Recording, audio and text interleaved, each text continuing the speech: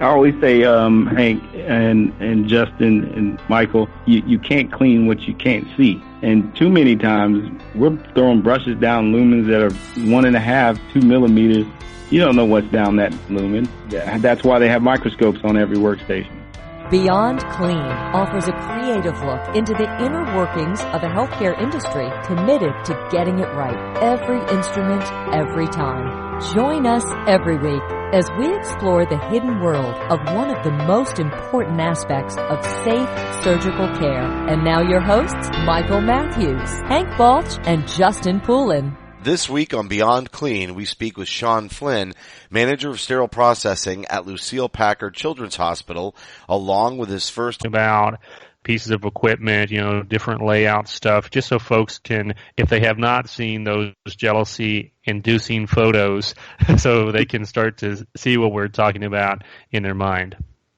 I guess from historical context, I'll open it up to Rigo and Drew because I think prior to getting into what we currently are in, I think they would be able to articulate what they came from, and the audience should be interested in that particular story. Rigo, you want to go first? Sure. When they built the OR in Children's Hospital back in 2007, they were relying on the adult side, Stanford. So they converted one of the rooms into a sterile processing department. So you can imagine, how big the ORs are.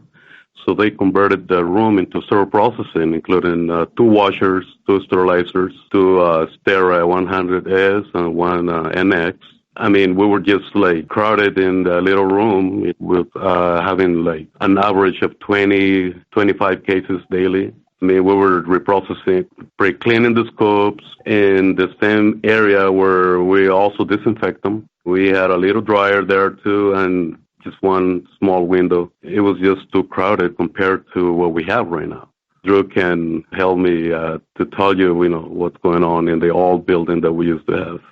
I think oftentimes you can take for granted what you have, and then when you move into a new place, you can look back at what you came from, and you're like, wow, I can't believe we operated from such a small place moving into our new facility now.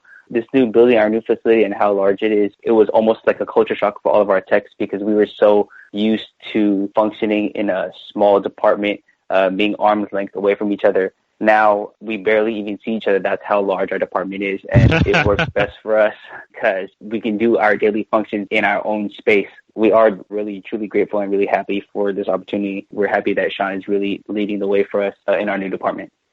If you would, walk us through a little bit about what the design and construction process was like. I know it sounds like you hit on the tail end of everything coming in November, but I know you didn't go live in the new department until later on. Was it at the beginning of this year, or was it late last year? The first time we actually moved in, it was in December, the first part of December. I'll contextualize what the first time actually means when I get into some of the design elements. So prior to me arriving, they actually had a project manager, excellent project manager, who basically, she orientated to sterile processing, didn't know anything about sterile processing, and rolled her sleeves up. I would treat her as a subject matter expert. That's really how in-depth she got into the design components, what all needed to go into the department from a regulatory standpoint, from a compliance standpoint. She was integral in helping organize all the training for the team members. And so I just want to, at least say that she was very, very helpful and a very pivotal person in getting us to where we're at now. And so I couldn't say what I'm about to say without acknowledging her. Her first name is Francesca. She just did an excellent job. That is a good reminder for folks out there that you can be a good project manager even without a thorough sterile processing background, as long as you take that time, like you said, to orient yourself to the processes, to the culture, to what's actually going on in this space that you're about to coordinate the construction of. So it's encouraging to hear that and see that. We know that happens, but there's a temptation to think like you got to come from 30 years background in order to build or to manage a project like this successfully, but it's just not true.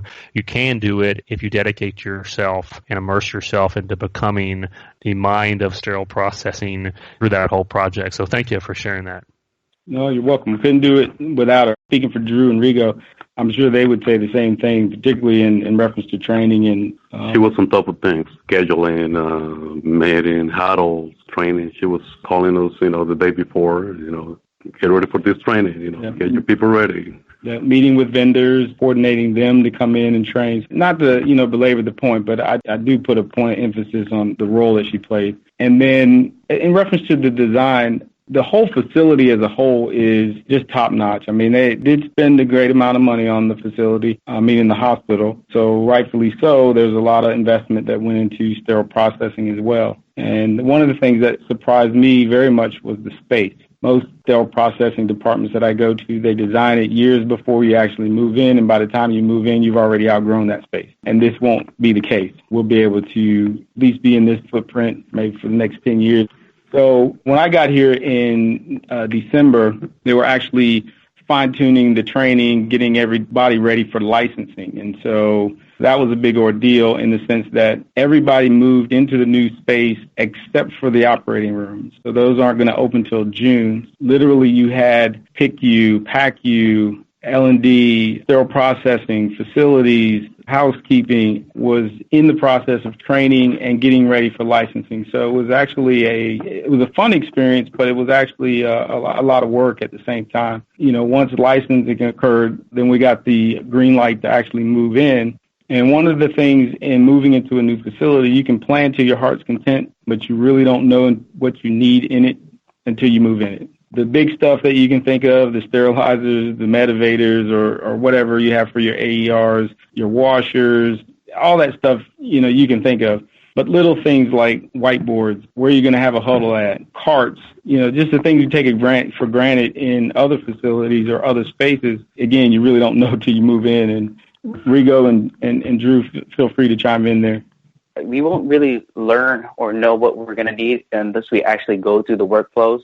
So being a new facility, we try to do our daily routine as if it were an old space, but it's come to find since it's a larger space or we're without certain things, it's only then in that instance we try to figure out things that we truly need, like the whiteboard or missing tape or like those boxes that hold indicators or just certain shelving, things like that. We compile a list of things and we kind of send it to Shawn. Say, hey, we need these things, but it's only up until as we open, as we're going through them. We can't truly prepare for it unless we're actually going through it. I'll give you an example. We moved in, there were no tape dispensers on the workstation. Just something that you see everything in the department, you're like wowed by its vastness, but that small little minor detail we didn't have. So you had to take the ones that you had in the old space into the new space. That's just one example. Printer paper. We didn't have paper. Yeah, printer paper. Just little office supplies, things you just take advantage of. And the other thing that we noticed, too, when we moved into the facility was that the distance. Because the ORs didn't move, we literally have to take the closed case carts down the hall, up the elevator, down another hall, to the front desk, and then to the rooms, which just to get to the front desk usually is about 4 minutes. You can imagine the running back and forth, not just to take the case cards, but to fill requests from the room to say, hey, can you bring me this particular piece of equipment or this particular pack? So the workflows actually became a little bit challenging because just the vastness of the department, the walk, and then the limited staff or personnel that we had. Because I had to take basically 2 FTEs during the day just to run and bring case cards. And so when you do that, then you have a deficit in somewhere else, and mainly that's prep and pack or decon or what have you. So lots of learning experiences. And then the first time we moved, like with any new construction, and I'll just say this with all full disclosure, every facility that I've been in that's new construction always has facilities things that they have to iron out. And in this particular case, it had to do with conductivity in the water. For the listening audience, it's very important for you to actually do your water testing, do your TOSI testing, and I say TOSI, whatever challenge device that you're using for your washers would be sufficient, but you have to do those things because you can see things possibly before facilities might see them, particularly in a new construction when everything is opening up. People are all drinking from the fire hydrant. You're the subject matter expert in your department, so you have to do those things to make sure that it's working in an optimal way. And what ended up happening is we had high conductivity in the water, and the DI system, the filters actually clogged up. And so they stopped making DI water or RO water. And so with that happened, all your washers, your cart washers, sterilizers shut down because of not having the appropriate final rinse water. Just some, little tidbits and hiccups along the way. But again, I've never been into a new facility where it didn't have those challenges. And so my job as a leader is to, help ease the team and help them navigate through that. And quite frankly, some of the best ideas have come from the teams. Drew, you want to elaborate on any of that? When I see issues and I see you address them, it's eye-opening for me because I feel I'm relatively green to the field. So when you talk about RO water or checking for things, that for me is almost like a mentorship, or I'm learning on a daily basis. So any type of issues that I may miss and you catch, for me and for the rest of the team, it is something that we do learn on a daily basis. But as far as things that we catch that I may have missed, usually catch them first and I kind of just follow along. No, I'll catch everything. Rigo can elaborate on this. One of his employees on second shift actually caught something to do with a compliance issue, and he addressed it in the team huddle, and we basically fixed it in real time. And so I know, Hank, you elaborate on this sometimes within your postings on LinkedIn relating to techs needing to speak up when they see something that shouldn't happen. And in this case, he actually did, and appreciate that. And that's just a testament to the culture that was here before I even got here. It was a big change. It's amazing that, just background on me, we opened our new hospital about 1.5 years ago. It's crazy to me that some of the same issues that you've listed are the exact same issues that we saw when we were opening our department, including the conductivity challenge with our RO water generator. We had the exact same issue.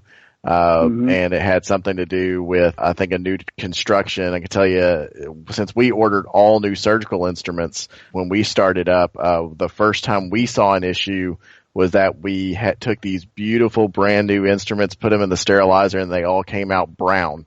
And that was like being punched in the stomach when the first time you saw that. And it's the little things that you don't think about. I remember the one thing that drove me up the wall trying to get ready for was trying to find the right stamps for our sterilizer loads. For some reason, that was so hard to find, and it's something that you just assume is always ready to go. I wanted to ask you, though, I know you're a big advocate of lean processing. How much did lean and your understanding of lean impact your design preferences? Early on, a lot of the elements were already moved into the facility. And the unique thing about California is you have to, anything that's attached to the wall or hovers along the wall that's higher than 6 feet has to be tethered either to the wall or it actually has to be bolted to the ground. And that's for earthquake, damage prevention. Mm-hmm. Some of the lean elements that I would have implemented or put in place prior to, I couldn't do because of that, because things are actually bolted to the ground or tethered to the wall. Now, having said that, in the prep and pack space, there was an opportunity to actually adjust the workstation so that the team who were actually assigned to prep and pack could have a visual sight to the washer as well as to the status board, so they look left and right and, can see. That was one thing. Another lean element was to standardize all the workstations so that they're the same no matter who sits in them. In Decon, I'm exploring looking at some other lean methodology just to reduce the amount of steps that the technician has to take to perform their task.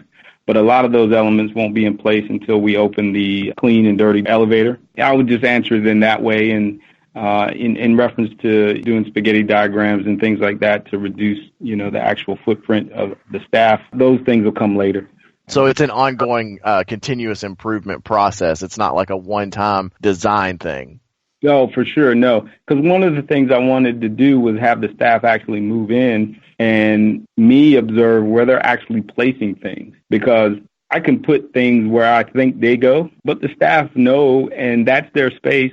So why not use them and their ideas to then incorporate where you're going to place certain things? It's their workspace. And so I don't want to violate that, and I want to listen to them and their ideas and implement them. So, Rigo, you want to elaborate on any of those things that, kind of you noticed since we moved in from a lean standpoint?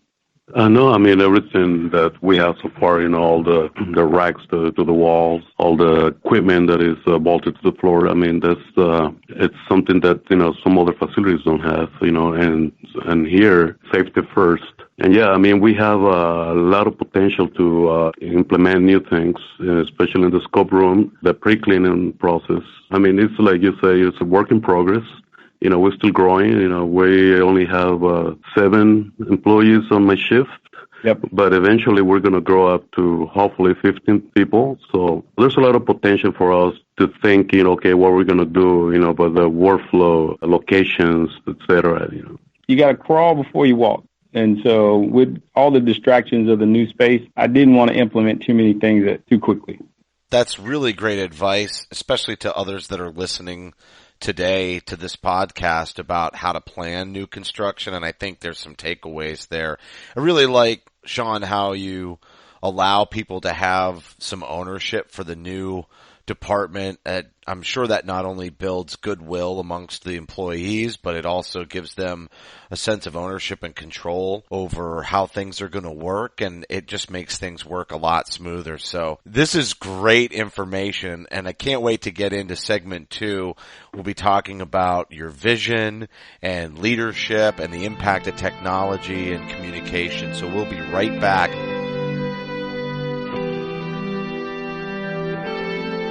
We're back with Shawn Flynn, manager of sterile processing at Lucille Packard Children's Hospital, along with first and second shift supervisors Rigo Cardenas and Andrew Estiva. Everything that's been on LinkedIn, guys, it's really showing your vision for setting the industry standard for SPD. So talk a little bit more in depth about that vision from a big picture standpoint. Why does it matter that the department is the best?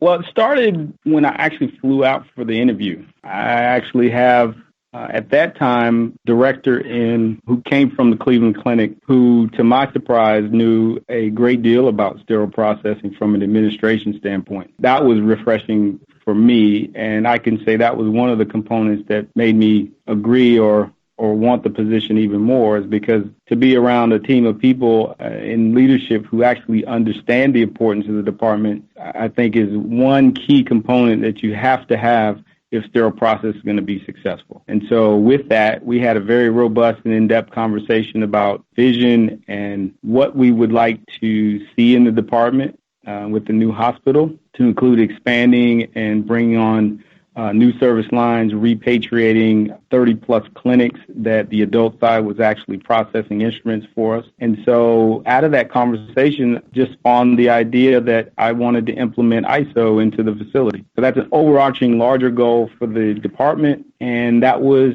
set in stone during that interview. We agreed that if, I did get the opportunity, that was one of the things that I was going to do. When I did the tour of the department, it's basically, they gave me the keys to the Bugatti, and they needed a driver, right?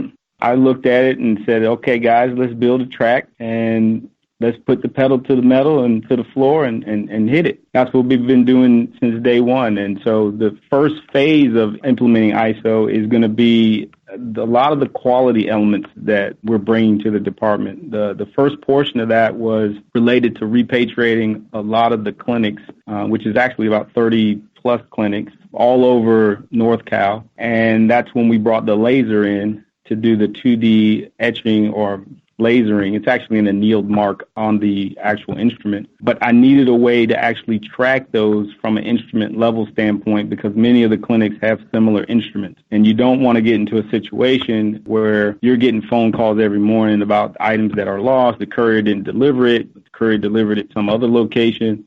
And so the laser and then using SPM, the instrument level tracking component, afforded us the ability to actually repatriate those and actually track them down to the instrument level so that we would not do the same thing that our predecessors have done in the past. Rigo, you want to kind of walk through that process? Oh, yeah, absolutely, because we as always before, we just color-coded instruments, but still they get mixed. Then later on, the clinics are calling, hey, you lost my instrument.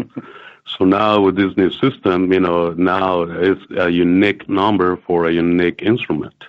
So there's no way an instrument is going to go to a different facility or clinic, in this case, because now it has a unique information for that particular instrument. So that's going to save us a lot of time and money, because obviously, we used to buy their instruments because, as always, it's SPD's fault, Yeah, we never heard that one before. Yeah, not anymore. Yes, exactly. I know back last fall, we talked to Don Williams actually about his vision for centralized processing in the Kaiser system for ambulatory surgical centers and clinics. And, he talked a lot about that challenge just from the budgetary standpoint. How do we control and plan ahead if we can't even keep track of that instrumentation? So that's huge, being able to do that. Not only with the laser, but once you have those laser markings to track them through a system like SPM to drive that higher standard. Yeah. Well, here's the thing, Hank. It kind of merges over into some of what you might want to look for in ISO. Now, a lot of facilities, if you're not tracking on the instrument level, at least with your peel packs, your clinic items, and or your, one of a kind like your batteries and things like that, you're really not tracking them to the point where you understand the shelf life in real time. Now, most of these instruments, they are, if not all of them, they have a prescribed shelf life per the manufacturer. But that was usually done or tested in a lab setting, not in a real-life scenario where you have multiple couriers, you have multiple people, multiple touch points. Things get beat up, things get dropped. We'll have the capability of doing now is actually tracking things, tracking usage, and then understanding or getting some visibility on shelf life. That transfers into budgetary elements in the sense of I then can track, okay, in this quarter, we didn't lose X amount of instruments. So from a standpoint of the department maybe not being a revenue-generating center, I can then at least say we're a revenue-saving or cost-saving center. And so it helps me go to administration and actually detail out the initiatives and the cost-saving measures or things that we're putting in place to them to build up the importance of the department for the hospital. Because too many times, if you're not promoting SPD, you're in the basement, and so you're out of sight, out of mind. I use a lot of these elements to actually promote SPD, particularly when you're talking about quality and inspection and bringing the physicians in to actually, showcase what we're doing to ensure patient safety and instruments that actually work on the patients and don't malfunction. So that's just one element, Hank, with the laser.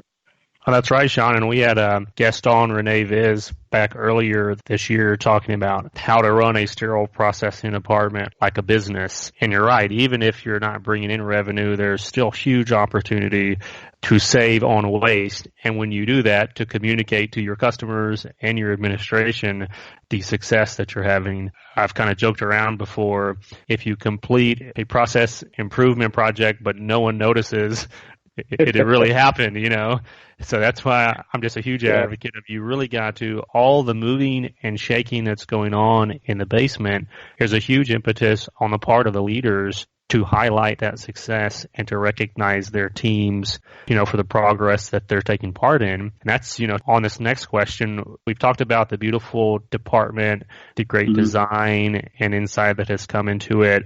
We talked about the vision there to be the best, not only in California, but I'm assuming you want to be the best around the globe.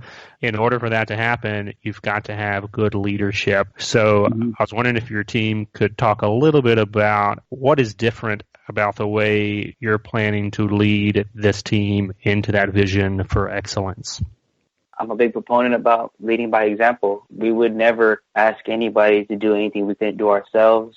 And as a result of that, I really think that it really built a foundation for our team. They've seen us do it, and no one ever feels singled out or is in a situation where they're absolutely lost because everybody's got the experience. We constantly give people the opportunity to step up or try something new on a daily basis.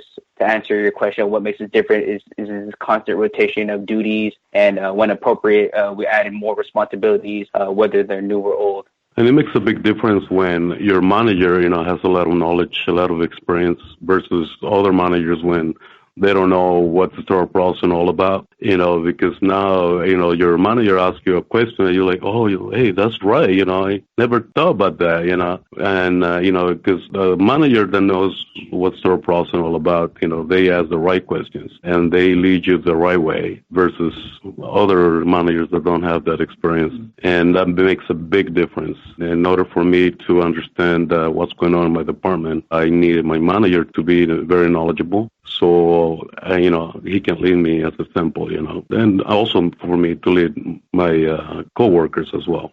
And it's funny that they said that, and I didn't ask them to say any of that, but one of the things I do on a daily basis, and they'll see me, I pick up trash, I'm in decon, I'm breaking down containers, I'm in prep and pack, I'm adding stuff in the SPM. I'm doing the job just like they are, because the quickest way you can learn and get to know your team is to actually be with your team. You can't do it from the tower and you can't do it from your office. And so, the other thing is, if I'm in the space with them, I feel their pain. And so when I go to other departments and having had that clinical experience in other departments, i.e. OR or, wherever, I can be that bridge to articulate, what we're facing. I'll give you an example. The distance, just the sheer distance from the OR to SPD, if you've never walked it, you really don't understand it. And so what tends to happen is when you're in the operating room in let's say your room number 9, and you need something, well, all you're really thinking about is what you need in room number 9, and you really don't understand that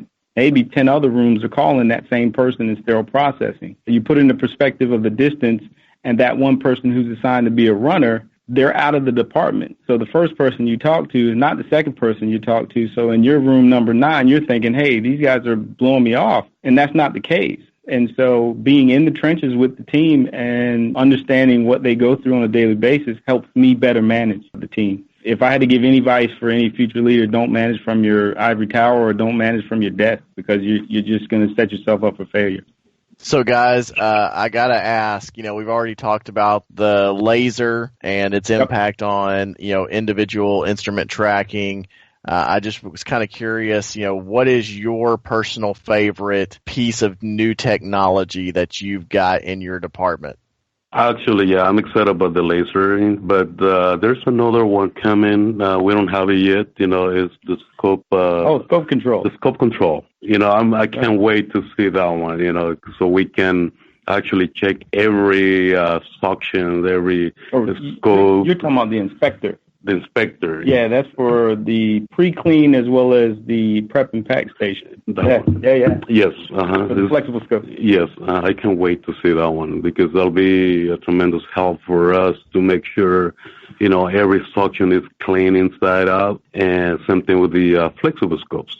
Especially the flexible scopes. So we can do some QAs to the scopes after they've been disinfected and prior to after the pre-cleaning. So yeah, I can't wait to see that technology coming. I always say, Hank and Justin and Michael, you can't clean what you can't see. And too many times we're throwing brushes down lumens that are 1.5, 2 millimeters. You don't know what's down that lumen. That's why they have microscopes on every workstation. When in doubt, look at it. And if it looks like it's either cracked, there's a defect, put it out of circulation. Or if it's bioburden, send it back to decon. But at least now and can get a visual of things that are on a microscopic level. Drew, what would you think would be your new favorite technology that either is coming or is actually in the department? I really like our steam sterilizers. They're fully automated. We have currently in our prep and pack station about 8 stations. When we're fully at full power with full employees and all those stations are full of people assembling, and we can really pump out all the sets ready to be assembled, we can actually queue up carts ready to be steam sterilized, and they'll automatically pull the carts in and then push them out and have them cool down, and then so on and so forth, rather than manually pushing and pulling everything in there yourself. So the sterilizers for me is a big upgrade from what we used to have. We used to have just 1 sterilizer. Now we have 4. Also, too, the steam sterilizers, they interface with our SPM, so we can completely go paperless. So it's just less scanning for us. It tells us and it reminds the tech step by step what you're supposed to do. Even if you forget, even if you have an off day, you just abide by what SPM, the interface, tells you what to do. and you just can't go wrong. So for me, it would be the steam sterilizers interfacing with our new SPM. There's something you're making a point there as far as efficiencies. It's not just favorite technology and new technology, but maybe your favorite aspect of technology is that it's integrated and that it automates many of those processes. And even when you were describing just the microscopes and all the different equipment that you have in there, it kind of gives me this white coat lab feel to your department instead of the dirty and then the clean and then everything's a little outdated and you're just trying to get through the day. It almost has this like manufacturing engineering component combined with like a lab setting. And I'm actually getting a completely different visual about what your department looks like compared to many of the departments that I've walked into over the last several years. Hey, I always say that in the future, sterile processing, they won't be called technicians. They'll be called probably medical device reprocessing engineers or something like that, because the science of it and the way the instrumentation is developing and becoming so intricate and detailed and smaller and smaller and smaller, you have to have a set of individuals who can pay attention to detail, who can actually do the inspection, know somewhat the functionality, so they can properly inspect it and know the material makeup of some of the devices. Certain resins don't work well in your low temp sterilizers. Certain resins do, it just depends. And, the days of washing basin sets and being in the basement, those days are over with. To your point, Justin, I do think that, that lab coat setting, that not necessarily a clean room setting, but one in the sense that we are running a factory. I do treat the guys and gals on the team as subject matter engineers. That's the culture that, we want to create. Thank you for pointing that out. I like that term, subject matter engineer. I like that a lot. That's very appropriate for, I think, today's challenges in the industry. So you'll have to hashtag that and put a patent on it and make sure that, you own that. So. Dude, don't copyright it, Hank. Don't copyright it. I think Hank's probably filing the patent claim right now.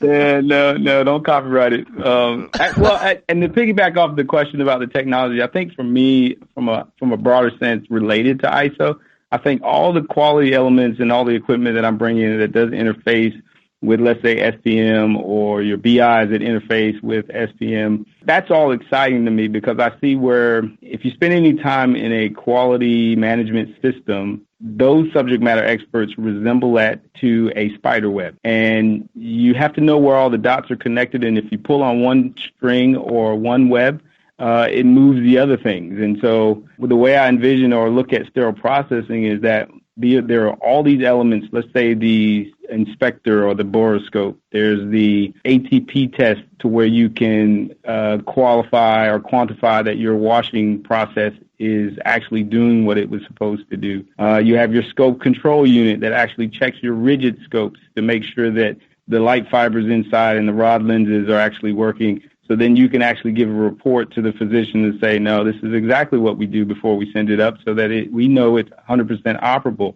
And on the reverse side, when the instruments go out for repair, we then have the ability to actually inspect those and then validate that they've actually been repaired to spec. I'm just excited to have all those elements and to be able to put it in place, because hopefully, if we publicize it correctly and do what we're supposed to do and actually achieve our ISO certification, it might motivate the industry to say, hey, we need to invest in this department and do right by the professionals that are actually in the department. They literally are the lifeblood of any OR, and any OR that's worth its soul, they'll tell you that. And you can't do any procedures without sterile processing. Absolutely not. I'll get off my soapbox now, but all those elements are fascinating to me, and to be able to do it with this team and to be able to build a team, I'm just excited about it. Also, we can be a role model for other hospitals, for the whole industry.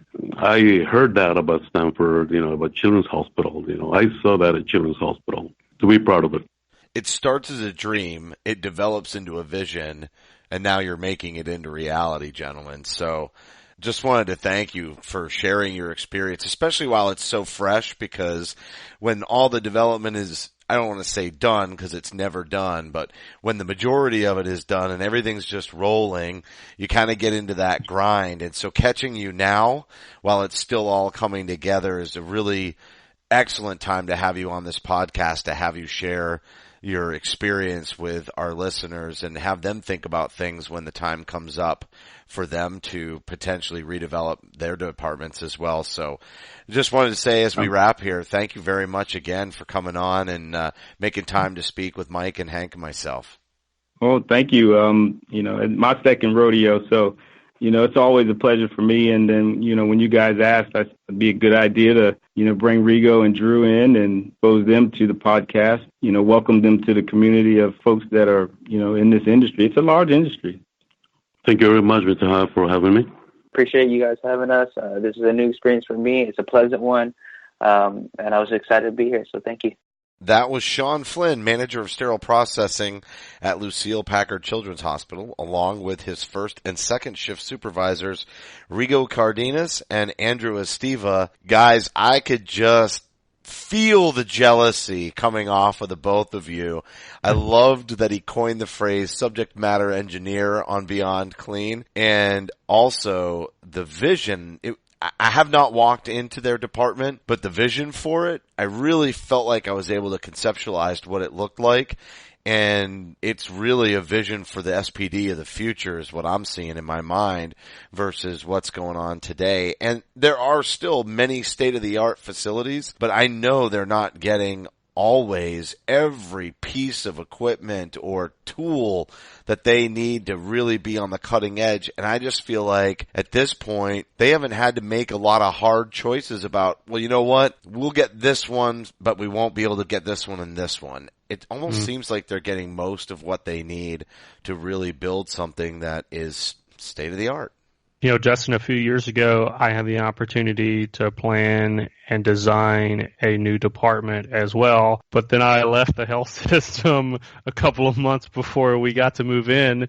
And I was so disappointed, kind of like carrying a baby for 9 months and then you give the baby up for adoption. It was the same thing, for the department. I didn't get to experience what Shawn and his team has gone through.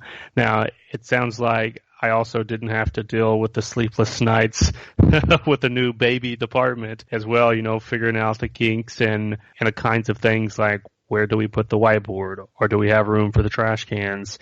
And it was just helpful to hear that perspective, I know, for folks who are either going through that now on a large scale or maybe they're just doing a little construction in a particular space, but you still need to be asking those specific details of how is this actually going to work when we put people in it. So I really drew a lot from this episode, and I was really glad to have those supervisors on as well to hear their frontline perspective. Yeah, and Justin, to your point, we didn't really get a chance to talk about it much, but I feel like we really do need to commend the leadership of the hospital there for, enabling that department to really achieve its vision and to really take hold of a lot of that new technology. And honestly, that technology that they're using is expensive, but somebody there in the senior leadership said that, we're going to do the best for our patients, and that's just the way it's going to be. And so, we really have to give them a shout out for that commitment to patient safety in SPD and taking it seriously. It's amazing what a department can look like when it has the backing of the upper level leadership. And so, you're absolutely right. I was dripping with jealousy from, minute one.